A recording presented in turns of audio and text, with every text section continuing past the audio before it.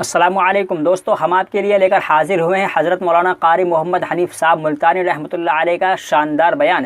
دوستو بیان کا عنوان ہے 3 صحابہ کرام رضی اللہ عنہم اجمعین کا بائیکاٹ۔ تو چلیے دوستو ہم چلتے ہیں بیان کی طرف۔ ہمارا دل ہر نیکی کے بارے میں یہ کہتا ہے کہ کوئی بات نہیں، اگر یہ نہیں کروں گا تو کیا حرج ہے، پہلے میں فلاں کام کرتا ہی آیا ہوں۔ مثال کے طور پر ایک آدمی فجر کی نماز کے بارے میں یہ سوچتا ہے کہ عشاء کی بھی پڑھی تھی، مغرب کی پڑھی تھی، اب فجر کی نہیں پڑھوں گا تو کیا حرج ہو جائے گا۔ پچھلا جمعہ پڑھا تھا، اگر یہ جمعہ نہیں پڑھوں گا تو کیا حرج ہو جائے گا۔ قرآن کریم نے اس بات کا جواب دیا ہے کہ تم کسی نیکی کے بارے میں یہ سوچ نہیں سکتے کہ میں یہ کرتا آیا ہوں اور یہ نہیں کروں گا تو کیا ہو جائے گا۔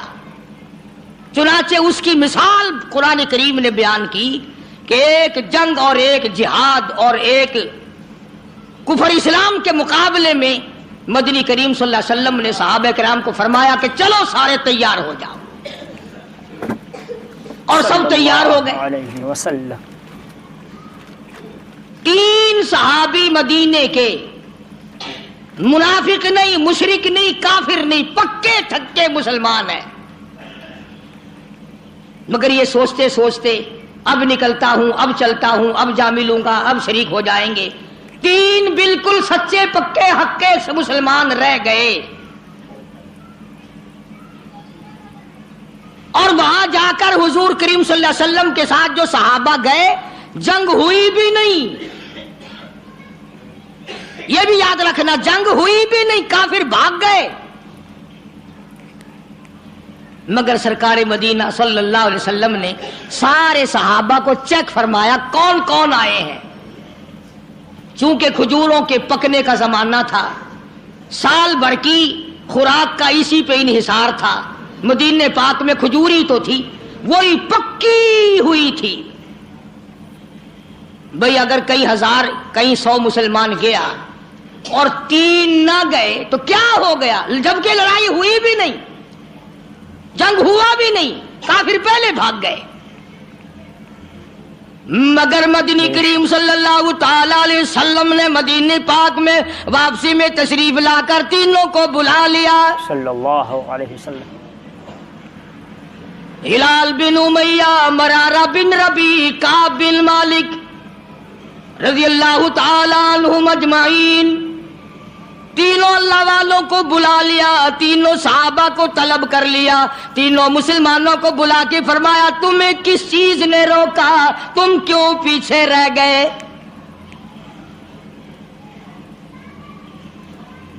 اس زمانے میں منافق جھوٹ بولا کرتے تھے، آج کل تو الحمدللہ میرے جیسے مولوی اور تیرے جیسے حاجی نے ساری عمر میں کبھی جھوٹ انشاءاللہ کبھی نہیں بولا ہوگا۔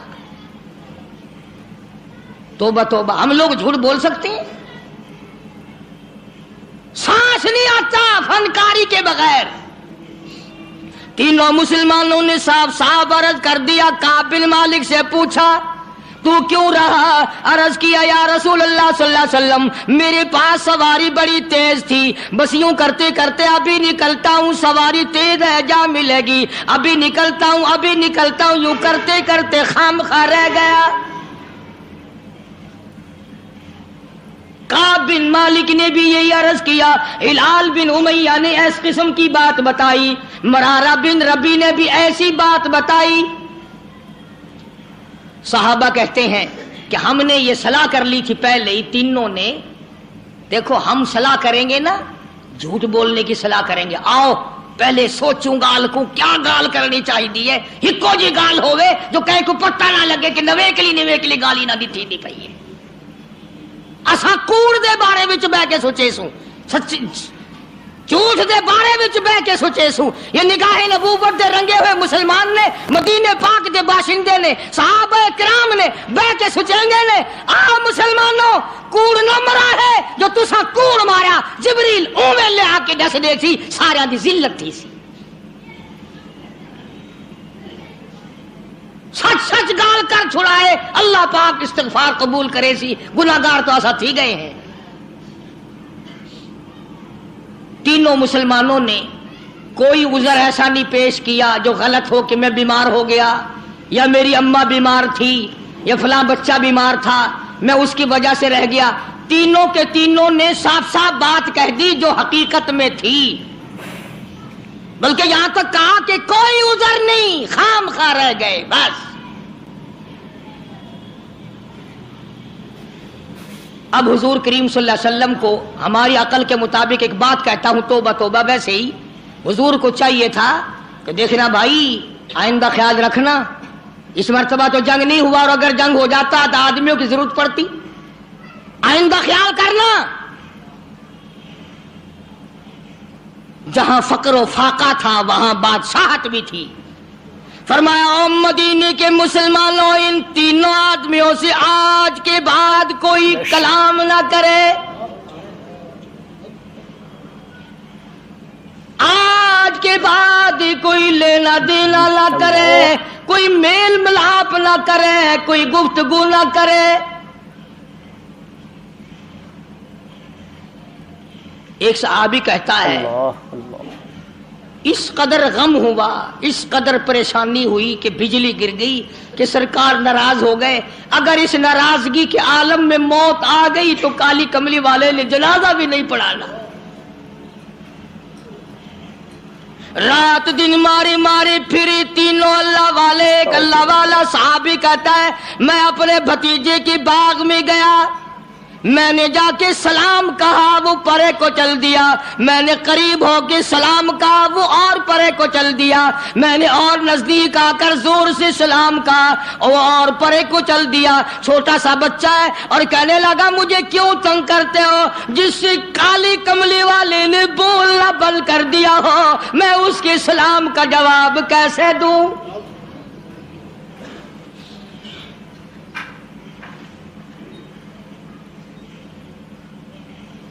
بیویوں نے کھانا پکا کر دینا بند کر دیا.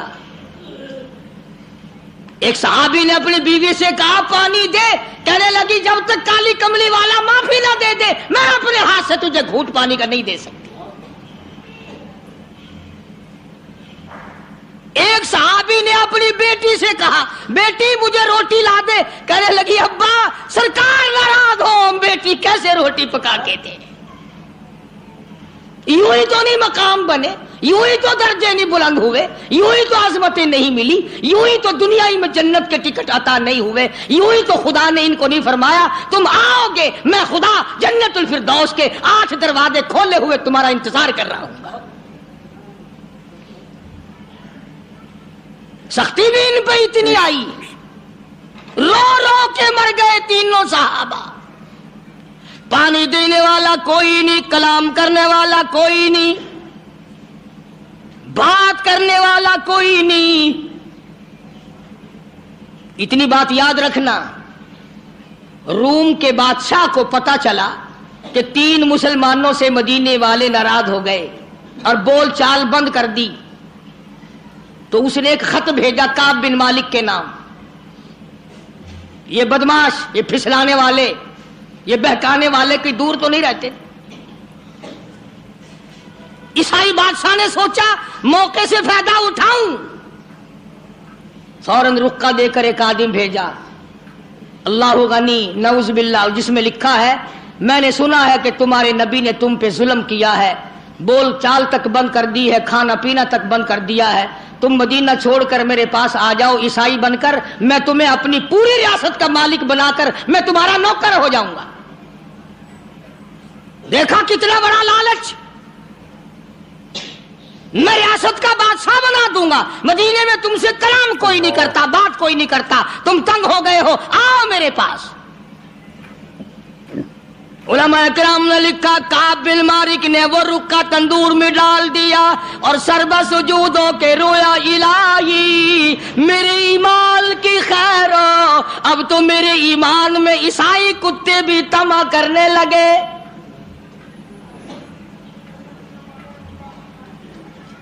تینوں صحابہ رات دن روتی ہے، رات دن پریشان ہے، ہر وقت اپنے آپ کو ادھر ادھر کرنے کی کوشش کرتے ہیں. صحابی کہتا ہے میں نماز میں آیا کرتا تھا اور میں کنکھیوں سے دیکھا کرتا تھا کہ حضور کریم صلی اللہ علیہ وسلم میری طرف دیکھتے ہیں کہ نہیں.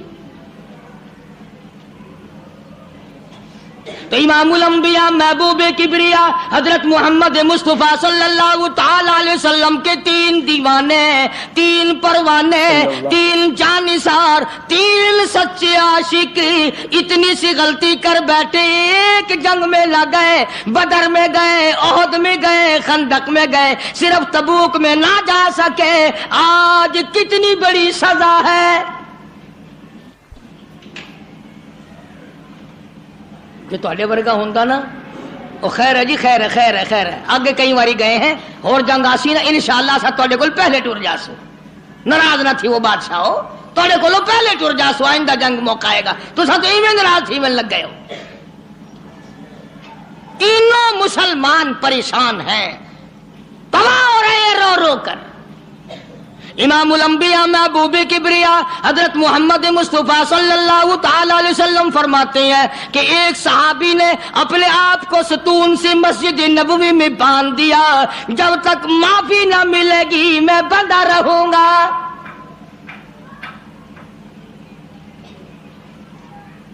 رات دن رویا کرتے تھے، عاجزی کیا کرتے تھے۔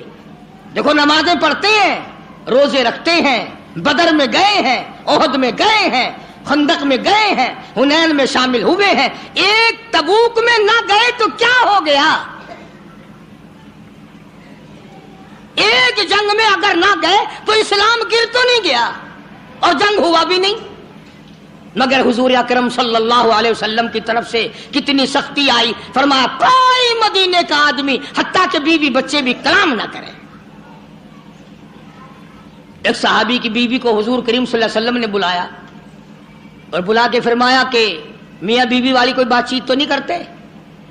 اللہ ہوگا نہیں، ارے بھائی وہ بیویاں بھی عجیب تھی، وہ مسلمان بھی عجیب تھے، خدا کی قسم تبھی تو اللہ پاک نے ان کو محمد صلی اللہ علیہ وسلم جیسی نعمت دی تھی۔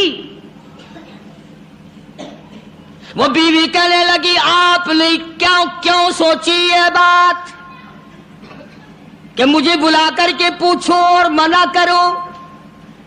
کالی کملی والے کلمہ تیرا پڑھوں، قرآن تیرا لایا ہوا پڑھوں، تجھ پر ایمان لاؤں، تیری ذات پر یقین کروں اور تیرے حکم پہ عمل نہ کروں، میں مسلمان کیسی؟ آپ کا مطلب یہ تھا کہ آخر میاں بیوی گھر میں رہتے ہیں، چوریوں خدمت نہ کرتی ہو؟ بلکہ اس مائی نے یہ کہا کہ جی میں مرد عورت والی بات تو اس کے ساتھ کیا کرتی اور وہ میرے ساتھ کیا کرتا، اس کو تو اتنے دن ہو گئے ہوش بھی نہیں، ہر وقت روتا ہے،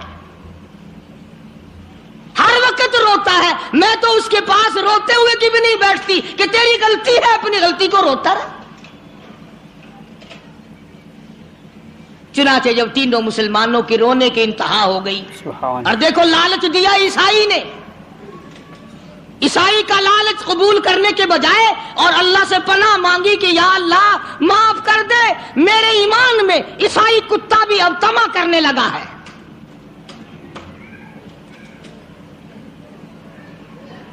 میں اور اگر آپ ہوتے فوراً بدل جاتے، کہتے چلو بھائی کوئی نہیں، اگر یہاں قبول نہیں تو چلو وہاں چلتے ہیں، بھائی کیا کریں بھائی، مجبوری ہے۔ جب سلام تک نہیں لیتے، کلام بند کر دیا، اپنا پرایا سب بند ہو گئے تو چلتے ہیں بھائی، تم اپنا اسلام سنبھالو بھائی، ہم چلے جائیں گے، اور کیا ہے؟ یہ نہیں سوچنے کہ ایک اندر سے نکل کیا رہا ہے۔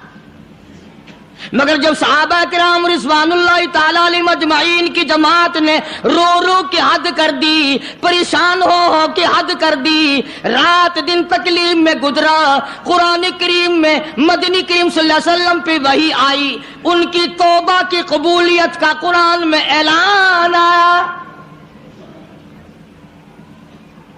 لقد تاب اللہ علی النبی والمہاجرین والانصار الذین اتبعوہم، وہ 3 آدمی جنہوں نے توبہ کی، تینوں کی توبہ میں قبول کرتا ہوں۔ کتنے خوش نصیب ہوں گے وہ لوگ جن کی توبہ کا اعلان قرآن، خدا یہ کہے کہ میں نے ان کو معاف کر دیا۔